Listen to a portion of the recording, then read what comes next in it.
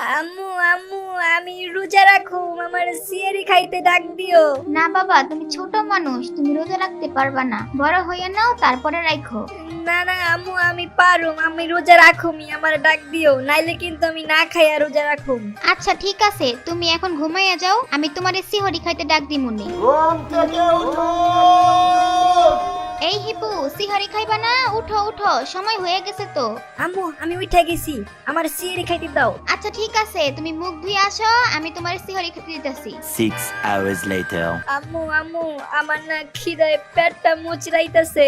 রোজা ভাঙ্গা ফালাও, তুমি ছোট মানুষ, তুমি 12টা বাজে খাইলেই তোমার একটা রোজা হয়ে যাইবো। আবার সন্ধ্যা ইফতারি করলে আরেকটা রোজা হয়ে যাইবে। আয় হায়, তাই নাকি?